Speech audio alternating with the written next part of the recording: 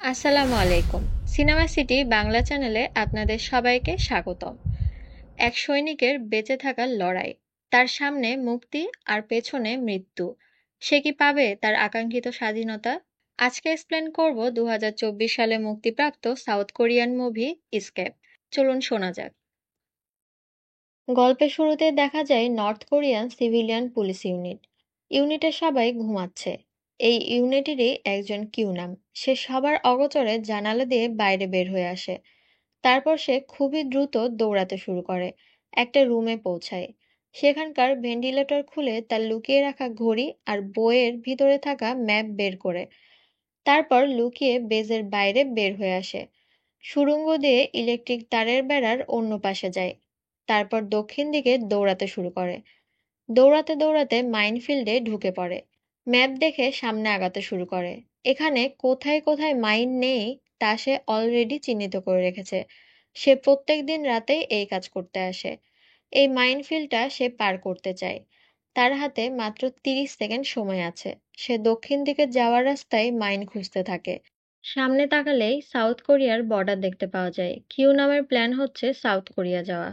এই সময়ে একটি বোর মাইনের উপর পা দিয়ে ফেলায় মাইন ব্লাস্ট হয়।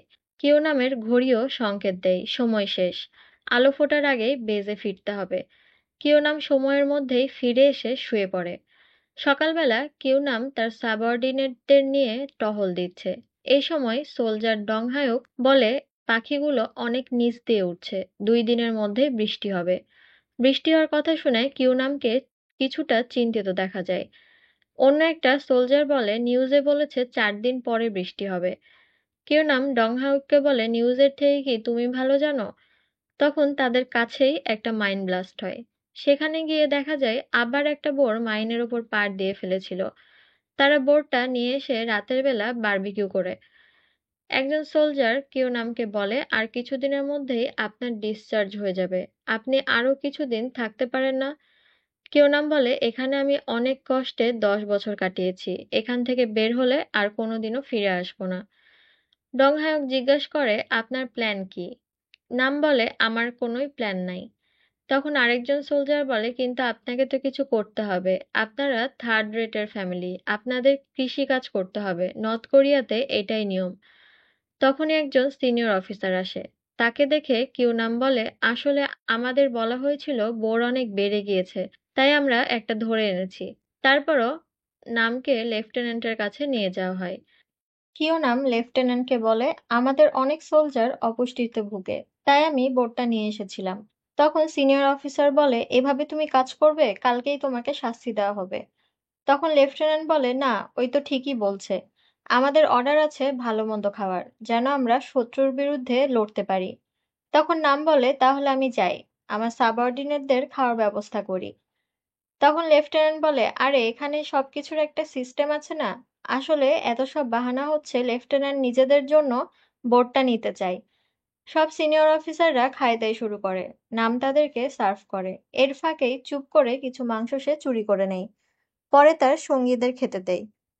খাওয়া শেষে নাম নিজের কাজে ফিরে যায়। আর রেডিওতে গান শুনে।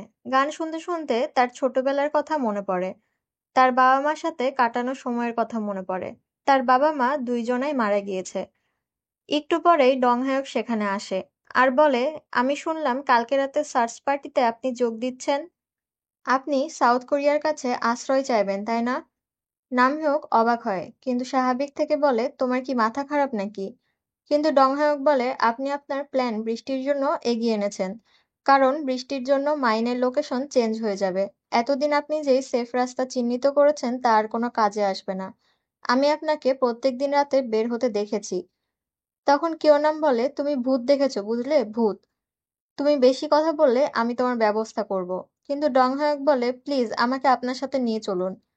আগামীকাল আমার মার জন্মদিন। আমি তাকে আর আমার বোনকে অনেক মিস করি। কিন্তু কিয়নাম তাকে থাপ্পড় দেয় আর বলে, আমি আজকের কথা ভুলে যাব। তুমি কিছু দেখোনি আর আমিও কিছুই শুনিনি।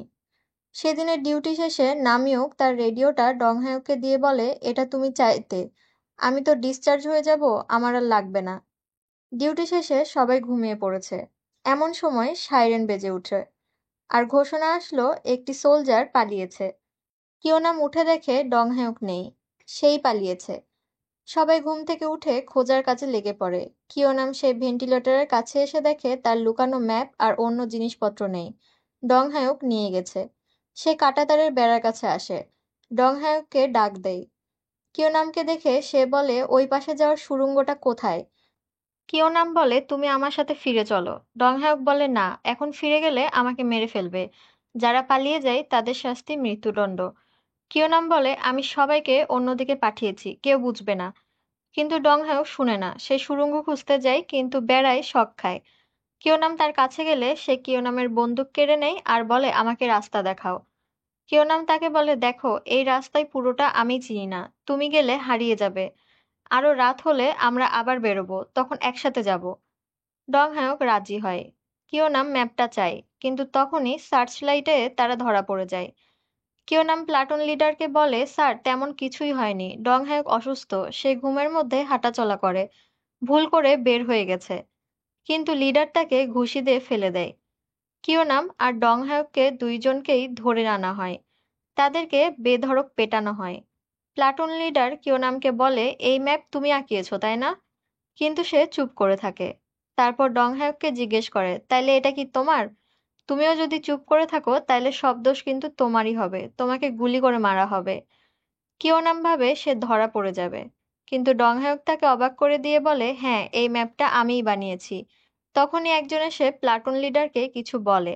প্লাটুন লিডার বাকি অফিসারদের বলে, স্টেট সিকিউরিটির লোকজন আসছে, ফিল্ড অফিসার লি হায়ন সাং আসছে। তারা তাড়াহুড়ো করে শাস্তি দেওয়ার জন্য কমিটি গঠন করে আর অফিসার লিসাং এর জন্য অপেক্ষা করে। অফিসার লিসাং পৌঁছালে বিচার কাজ শুরু হয়। লেফটেন্যান্ট পার্ক বলতে শুরু করে, লিম কিউ নাম আর কিম ডং হায়ক পালিয়ে যাওয়ার মতো জঘন্য অপরাধ করেছে। এই ম্যাপ দেখে বোঝা যায় তারা অনেক দিন ধরেই প্ল্যান করছিল। দুইজনকেই মৃত্যুদণ্ড দেওয়া হোক। শোনার পর অফিসার লিসাং বলে, সব ঠিক আছে, কিন্তু রিপোর্ট অনুযায়ী তো ডংহায়ক স্বীকার করেছে যে ম্যাপটা তার। তাহলে সার্জেন্ট কিওনামকে কেন শাস্তি দেওয়া হচ্ছে? লেফটেন্যান্ট পার্ক বলে, কারণ তারা অনেক আগে থেকেই বন্ধু ছিল। লিসাং তার উত্তর শুনে হাসতে শুরু করে। তারপর এভিডেন্স হিসেবে থাকা কিওনামের পেনটি তুলে নেয় আর বলে, কোনো প্রমাণ আছে যে ম্যাপটা সার্জেন্ট নাম তৈরি করেছে? তারপর বলে, আমি যেটা বলছি ভালো করে শোনো। যখন ডংহায়ক পালানোর চেষ্টা করে তখন সার্জেন্ট নাম তাকে ধরে। সে তার বন্ধু হওয়ার পরেও কোনো ছাড় দেয়নি। এটাই সত্যি ঘটনা, সবাইকে এটাই বলবে। সুপ্রিম লিডাররা অনেক অসন্তুষ্ট, কারণ পালানো সোলজারের সংখ্যা বেড়েই চলেছে। এরপরেও তোমরা ভাবছো দুইজন পালিয়েছে, এই রিপোর্ট বানানো ভালো বুদ্ধি, নাকি এটা বলা ভালো যে আমাদের ইউনিটে একজন হিরো আছে? এরপরে কিওনামকে গোসল করানো হয় আর গাড়িতে তোলা হয়। কিছু দূর যাওয়ার পর গাড়ি থামে আর নামকে রেখে বাকিরা সবাই বের হয়ে যায়। অফিসার লিসাং গাড়িতে উঠে। তারা আগে থেকেই একে অপরকে চিনে। লিসাং কিওনামকে গাড়ি চালাতে বলে। কিওনামের বাবা আগে লিসাং এর বাবা ড্রাইভার ছিল। লিসাং এর হাত থেকে একটি ক্যান্ডি পড়ে যায়। লিসাং কথা বলতে থাকে আর এর মধ্যেই পড়ে যাওয়া ক্যান্ডিটা কিওনামকে খেতে দেয়। সে বাধ্য হয় খেতে। লিসাং বলে, তোমার মা কেমন আছে? কিওনাম জানায় 2 বছর আগেই উনি মারা গেছে। লিসাং বলে, এরপর কি করবে? সে বলে, যাই কাজ পাবো সেটাই করব। লিসাং খুশি হয়, বলে, এই জন্যই তোমাকে আমি পছন্দ করি, তুমি জানো কিভাবে ভাগ্যকে মেনে নিতে হয়। কিওনাম জিজ্ঞাসা করে, আমরা কোথায় যাব? লিসাং বলে, ডিরেক্টর জেনারেল আজকে ব্যাংকুয়েটের আয়োজন করেছে, ডিভিশন এইচকিউতে। আর আমার ডিরেক্টর কমান্ডার শ্বশুরের কিছু দরকার নিজের দম্ভ করার জন্য, আর সেটা হচ্ছে তুমি, আমাদের হিরো। তারা ব্যাংকুয়েটে পৌঁছায়। লিসাং এর শ্বশুর তার পরিচয় করিয়ে দিচ্ছে অন্যদের সাথে। কিওনাম দূরে দাঁড়িয়ে থাকে। একটু পরেই পুরস্কার দেওয়ার অনুষ্ঠান শুরু হয়। কিওনামকে তার ভালো কাজের জন্য পুরস্কার দেওয়া হয়। কিওনাম সব কৃতিত্ব দেয় লিসাং এর শ্বশুর ডিভিশন কমান্ডারকে। সে তো খুবই খুশি।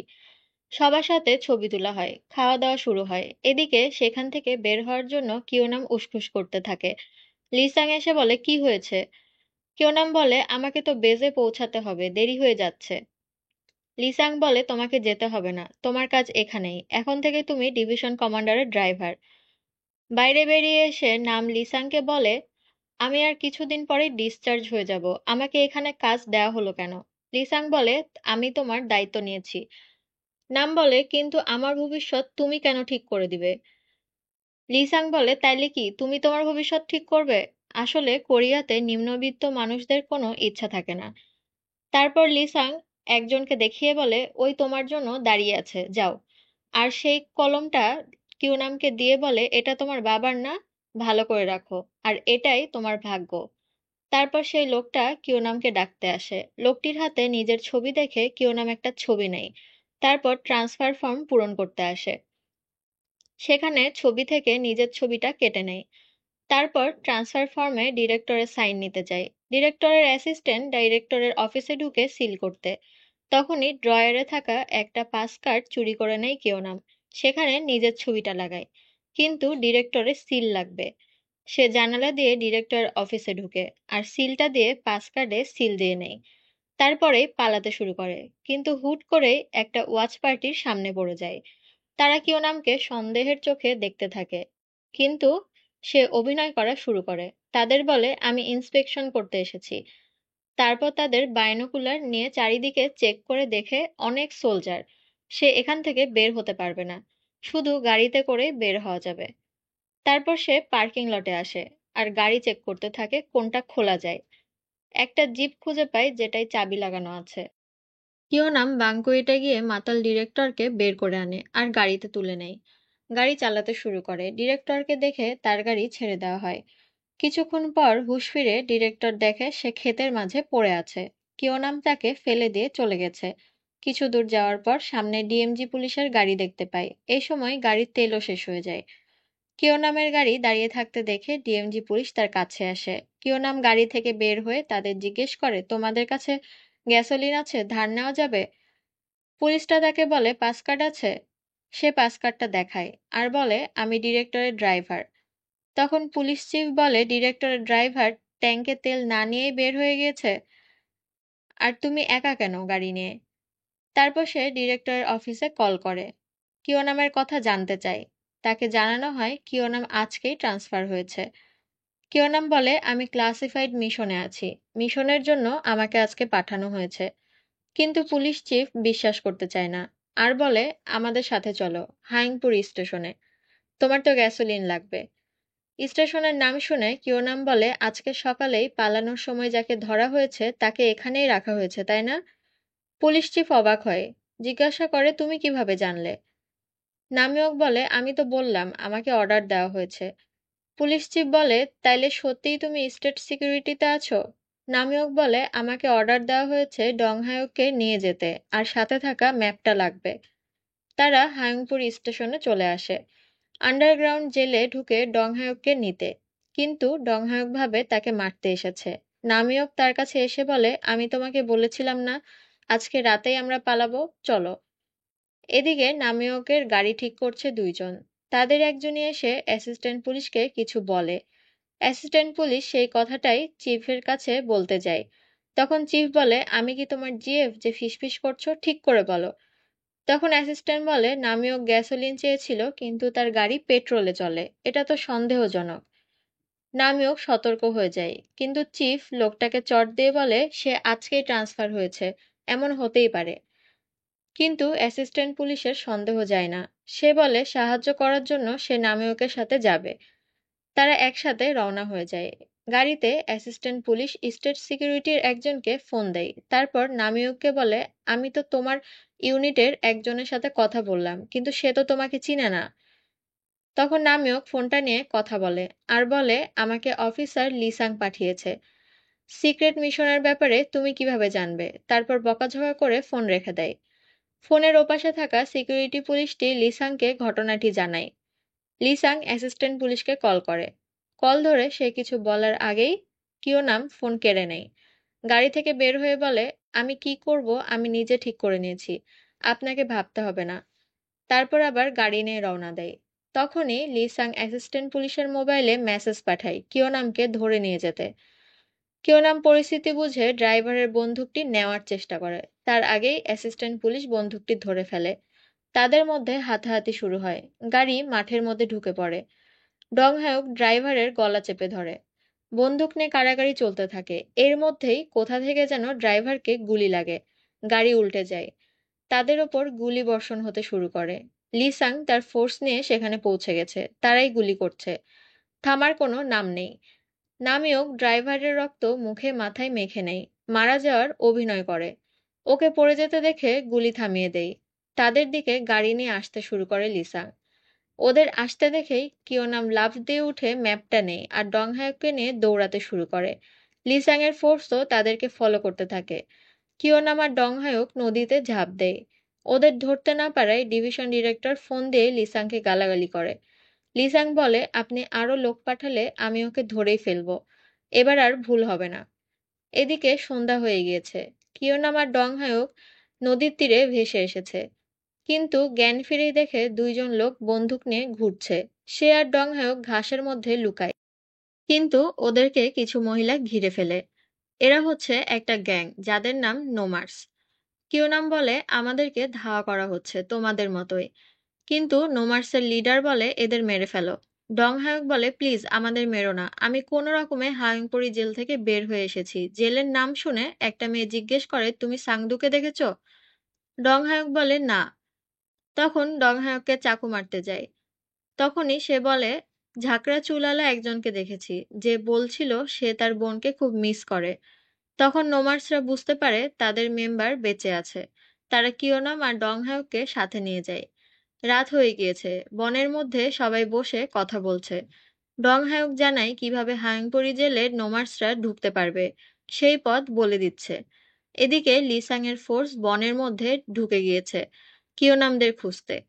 লিসাং ওয়াকিটকির মাধ্যমে তাদের অর্ডার দিতে থাকে। লিসাং তাদের ডান দিকে যেতে বলে, অন্য একটা গ্রুপকে বামে যেতে বলে। নোমার্স আর কিয়োনামরা সবাই পাথরের আড়ালে লুকিয়ে আছে। নোমার্সরা প্রায় ধরা পড়ে যাবে। এই সময় তাদের বাঁচানোর জন্য কিয়োনাম বের হয়ে ফাঁকা গুলি ছুড়ে। তারপর সে আর ডংহায়ক দৌড়াতে শুরু করে। ডংহায়ক পায়ে গুলি খায়। কিয়োনাম তাকে ধরে টেনে টেনে দৌড়াতে থাকে। লিসাং গুলি করতে নিষেধ করে আর চারিদিক থেকে ঘেরাও করতে বলে। কিয়োনামরা আটকা পড়ে যায়। তখনই নোমার্সরা অন্য দিক থেকে গুলি চালায়। সোলজাররা ভাবে নামিয়ক গুলি চালিয়েছে, তারা ওই দিকে চলে যায়। এই সুযোগে নামিয়করা পালিয়ে যায়। সোলজাররা ব্যর্থ ফিরে আসলে লিসাং তাদের নির্মমভাবে পেটায়। এদিকে কিয়োনাম ডংহায়ককে নিয়ে তাদের বেসে ফিরে যাচ্ছে, কারণ সেদিকের রাস্তা সে চিনে, ম্যাপও আছে। সেদিক থেকেই পালাবে তারা। বেজে পৌঁছানোর পর ডংহায়ক পা পিছলে গড়িয়ে পড়ে যায় আর কিছু সোলজারের সামনে পড়ে। তারা অবাক হয়ে ডংহায়ককে দেখে। এই সময়ে একজন অফিসার বাঁশি দিলে সোলজাররা চলে যায়। ডংহায়ক ভাবে সে ধরা পড়ে গেছে, কিন্তু অফিসারটা কাছে আসলে দেখে এটা আসলে কিয়োনাম। তারপর তারা দুইজন অন্য সোলজারদের ভিতরে মিশে যায়। ওদেরকে খোঁজার জন্য যে ফোর্স রেডি করা হচ্ছে তার ভিতরেই ঢুকে গেছে ওরা। লিসাংও বেজে আসে আর বলে যে কিয়োনাম আর ডংহায়ককে ধরতে পারবে তাকে পুরস্কৃত করা হবে। সবাই খোঁজার কাজে লেগে পড়ে। কিয়োনামরা বেজ হলের ভিতরে ঢুকে পড়ে, কিন্তু পালানোর সময় তারা শব্দ করে ফেলে। বাইরে থেকে শব্দ শুনে লেফটেন্যান্ট বুঝতে পারে ভেতরে কিয়োনামরা আছে। সোলজারদের অর্ডার দেয় দরজা ভাঙতে, কিন্তু কিয়োনাম নিজেই দরজা খুলে আর আগুন ধরিয়ে দেয়। আগে থেকেই সে পেট্রোল ফেলে রেখেছিল। এই সুযোগেই তারা পালিয়ে যায়। ইলেকট্রিক কাঁটাতারের কাছে আসে। কিয়োনাম সুড়ঙ্গ দিয়ে ওপাশে পার হয়ে যাওয়ার পর খেয়াল করে ডংহায়ক আসেনি। সে কিছু একটা খুঁজছে। তখনই সার্চ লাইট জ্বলে ওঠে। দুইজনই লুকিয়ে যায়। লাইটের আলোয় ডংহায়ক তার লকেটটা পড়ে থাকতে দেখে। এটাই সে খুঁজছিল। সে লকেটটা নেই, আর তখনই লাইট তার ওপরে এসে পড়ে। লিসাং তার পিঠে গুলি করে। কিয়োনাম আবার এপাশে আসে আর ডংহায়ককে টেনে সুড়ঙ্গ দিয়ে ওপাশে নিয়ে যায়। ওপাশে যাওয়ার পর ডংহায়ক লকেটটা কিয়োনামকে দেয় আর বলে, এটা আমার মার জন্মদিনের উপহার, তুমি আমার মার কাছে এটা পৌঁছে দিও। তখনই সার্চ লাইট আবার তাদের উপরে এসে পড়ে আর লিসাং ডংহায়ককে গুলি করে। সে মারা যায়। লিসাং আবার গুলি লোড করতে থাকে। কিয়োনামকে গুলি করার আগেই নাম সার্চ লাইটে গুলি করে সেটা নষ্ট করে দেয়। তারপর কম্পাস দেখে দক্ষিণ দিকে দৌড়াতে থাকে। আরো কয়েকটা সার্চ লাইট জ্বলে ওঠে। কিয়োনাম সেগুলোতেও গুলি করে নষ্ট করে দেয়। লিসাং কিয়োনামের বন্দুকের আলো দেখে সেদিকে অনেকগুলো গুলি করে। গুলি লেগে নামের কম্পাসটা নষ্ট হয়ে যায়। সে এদিক ওদিক দেখে বুঝতে পারে না কোন দিকে যাবে। তারপরেই তার মাথায় একটা বুদ্ধি আসে। তার সাথে থাকা রেডিওটা অন করে। সাউথ কোরিয়ার একটি চ্যানেল ধরে। তারপর রেডিওটা ঘুরিয়ে ঘুরিয়ে চেক করে কোন দিকে ভালো সিগন্যাল আসছে, সেদিকে যেতে থাকে। সে মাইনফিল্ডে পৌঁছে যায়, কিন্তু ম্যাপটা ফেলে দিয়ে দৌড় লাগায়, কারণ বৃষ্টিতে মাইনের পজিশন চেঞ্জ হয়ে গেছে। ম্যাপ আর কোনো কাজে আসবে না। সে মরেও নিজের ইচ্ছায় মরবে, আর বাঁচলেও নিজের ইচ্ছাতেই বাঁচবে। লিসাংও মাইনফিল্ডে পৌঁছায় আর নামের দিকে গুলি করে। তারপর লিসাংও মাইনফিল্ডে ঢুকে পড়ে। এদিকে ভোরের আলো ফুটতে শুরু করেছে। কিয়োনাম দৌড়াচ্ছে। সে এক কাদামাটির নালার মধ্যে পড়ে যায়। কাদায় সে ডুবে যায়। অনেক কষ্টে উঠে আসে। তারপর পানি দিয়ে মুখ পরিষ্কার করে সামনে হাঁটতে শুরু করে। সে কিছু সাউথ কোরিয়ান সোলজারদের দেখতে পায়। তাদেরকে ডাকতে যাবে, এই সময়ই তার মাইনের ওপর পা পড়ে যায়। ঠিক তখনই লিসাংও পেছন থেকে কিয়োনামের মাথায় বন্দুক তাক করে আর বলে, আমি ভেবেছিলাম তোমাকে আর খুঁজে পাবো না। কিয়োনাম বলে, তুমি জানো আমি কেবলই কিসের ওপর পা দিয়েছি? তারপর লিসাংকে সামনে নিয়ে আসে আর বলে, বন্দুক আমাকে দিয়ে দাও, আমি তোমাকে ছেড়ে দিব। তুমি তোমার রাস্তায়, আমি আমার রাস্তায়। লিসাং বলে, তোমার কি মনে হয় সাউথ কোরিয়া কোনো স্বর্গ? ওরা তোমাকে তোমার মতো ছেড়ে দিবে? এটা কখনোই হবে না। তখন কিয়োনাম বলে, অ্যাট লিস্ট আমি ব্যর্থ হব। আমার যা ইচ্ছা সেটা করব আর ব্যর্থ হব যতবার খুশি। এখানে তো আমি ব্যর্থও হতে পারি না। আমি ওখানে যাব আর ব্যর্থ হব আমার যতবার খুশি। তারপর মাইনের উপর থেকে পা সরিয়ে নেয়। কিন্তু কিছু হয় না, কারণ মাইনটা ডেড ছিল। কিওপার্ক বলে, দেখো, আমার যেটা ইচ্ছা হলো করলাম, আর একটা সুযোগও পেলাম। তোমারও যা ইচ্ছা হয় সেটা করো। কিন্তু লিসাং তাকে মারতে শুরু করে। কিয়োনাম এক ঘুষি দিয়ে তাকে উল্টে ফেলে দেয়, তারপর চলে যায়। বর্ডারে পৌঁছে কিয়োনাম একটা টেলিফোন দেখতে পায়। সে কল করে আর বলে, আমি আশ্রয় চাই। এই টেলিফোনটা রাখাই হয়েছে তার মতো সোলজারদের জন্য, যারা সাউথ কোরিয়ায় আশ্রয় চায়। জাতিসংঘের নিয়ম অনুযায়ী নর্থ কোরিয়ানরা সাউথ কোরিয়ায় আশ্রয় নিতে পারবে। কল করার পরও ওপাশ থেকে কোনো সাড়া পাওয়া যায় না। তখন লিসাং গুলি করে টেলিফোনটা নষ্ট করে ফেলে। তাকে দেখে কিয়োনাম আবার দৌড়াতে থাকে টানেলের দিকে। পায়ে গুলি খেয়ে পড়ে যায়, কিন্তু আবার উঠে হাঁটতে শুরু করে। এই টানেল পার হলেই সাউথ কোরিয়া আর তার মুক্তি। কোনো রকমে পা টেনে টেনে টানেলে ঢুকে সে।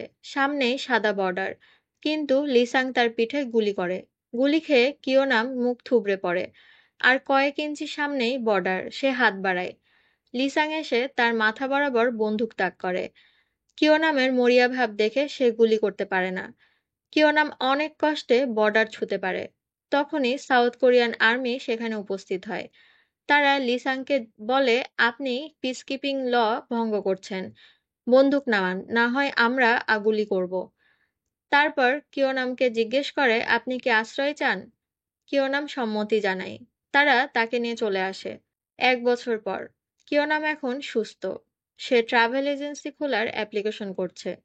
এরপরেই ফুল নিয়ে সে ডংহায়কের বাসায় যায়। তার মা আর বোনকে ডংহায়কের অনেক গল্প শোনায়, কিন্তু তাদের জানায় না ডংহায়ক আসলে মারা গেছে। সে প্রায় এখানে আসে। এরপর সে রাতের রাস্তায় হাঁটতে বের হয়। তার কাছে মেসেজ আসে যে তার বিজনেস প্রপোজালটা একসেপ্ট হয়েছে। কেউ নাম জানে না সে সুখী কিনা, কিন্তু যেভাবেই থাকুক নিজের ইচ্ছায় জীবনযাপন করছে। আজ এখানেই বিদায় নিচ্ছি। আবারও ফিরে আসবো নতুন গল্প নিয়ে। লাইক, কমেন্ট, সাবস্ক্রাইব করে সিনেমা সিটি বাংলার সাথেই থাকুন। আর নতুন ভিডিওর আপডেট পেতে পাশের বেল আইকনটিতে ক্লিক করে রাখুন। দেখা হচ্ছে পরের ভিডিওতে।